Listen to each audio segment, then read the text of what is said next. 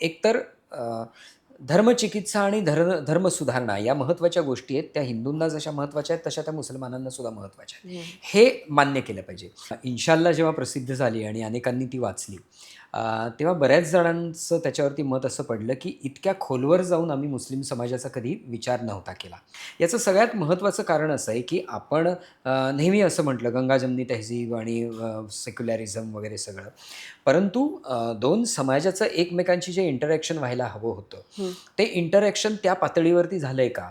हे एकमेकांचं होणं हा हां. इतका सुंदर शब्द आहे.